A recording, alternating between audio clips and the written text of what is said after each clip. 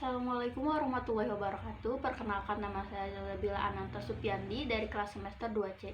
Di sini saya akan mereview materi hukum pidana pada pertemuan ketiga yang telah disampaikan oleh dosen saya, yaitu Ibu Profesor Dr. Hajah Heni Nuraini SHMH, dan asisten dosennya yaitu Bapak Dr. M. Rendi Adit Hayandi SHMH. Pengertian tindak pidana. Tindak pidana berasal dari istilah Belanda yaitu strafbarvet. Tindak pidana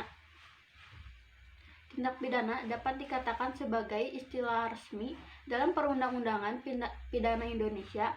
Hampir seluruh peraturan perundang-undangan menggunakan istilah tindak pidana. Jika dilihat dari isinya, tindak pidana terdiri dari 1. Perbuatan pidana atau criminal act. 2. Pertanggungjawaban pidana atau criminal liability.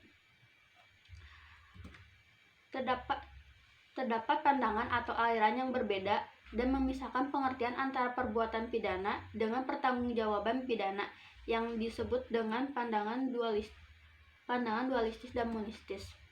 Pandangan dualistis, pandangan dalam ilmu hukum pidana yang memisahkan antara perbuatan dengan pertanggungjawaban pidana.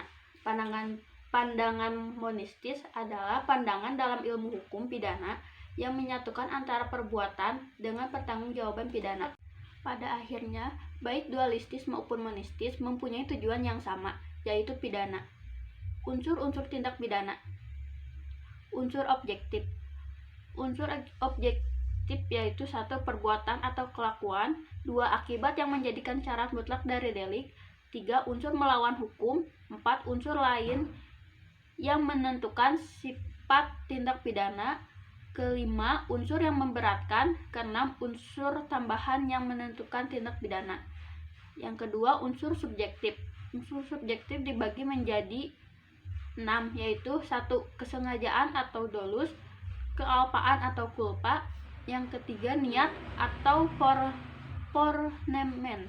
Yang keempat, maksud atau object. Yang kelima, dengan rencana terlebih dahulu atau met forbedadstirade. Yang keenam, perasaan takut atau pres. Mempunyai pengertian yang luas, terdiri dari 1. Bagian delik atau bestandelen van het delik, meliputi 1. Terdapat dalam rumusan delik. Yang kedua, penuntut umum harus mencantumkan dalam surat dakwaan. Yang ketiga, harus dibuktikan dan di pengadilan. Yang keempat, apabila tidak terbukti, hakim harus membebaskan terdakwa. Yang B, elemen atau unsur delik. Elemen pandelik. 1. Tidak terdapat dalam rumusan delik. Yang kedua, hal yang dapat dipertanggungjawabkan sesuatu tindakan atau sesuatu akibat terdapat pelakuannya terhadap akibat yang timbul dan hal yang disalahkannya berdasarkan unsur kesengajaan atau kealpaan. Yang ketiga, harus dianggap dan disyaratkan dalam setiap rumus delik. Yang keempat, penuntut umum tidak perlu mencantumkan dalam surat dakwaan. Yang kelima, apabila hakim merasa ragu, maka harus melepaskan tertuduh dari segala tuntutan hukum. Teknik atau cara merumuskan tindak pidana. 1. Hanya memberikan nama yuridis atau kualifikasi tanpa menyebut unsur-unsur, misalnya pasal 351, 297, dan 184 Kitab Undang-Undang Hukum Pidana. Yang kedua, hanya menentukan unsur-unsur tanpa memberikan kualifikasi atau yuridisnya, misalnya pasal 281, 305 Kitab Undang-Undang Hukum Pidana. Yang ketiga, memberikan kualifikasi dan unsur-unsur serta nama yuridisnya, misalnya pasal 362, 372, 378 Kitab Undang-Undang Hukum Pidana. Subjek tindak pidana hanya manusia untuk tindak pidana umum. Yang kedua, manusia dan korporasi untuk tindak pidana umum dan khusus. Jenis-jenis tindak pidana. 1. Menurut Kitab Undang-Undang Hukum Pidana. 1. Kejahatan atau misdemeanor. Buku 2 pada buku 2 pada buku 2 pasal 104 sampai 488 Kitab Undang-Undang Hukum Pidana. Yang kedua, pelanggaran atau overtrading pada buku 3 pasal 489 sampai 566 Kitab Undang-Undang Hukum Pidana.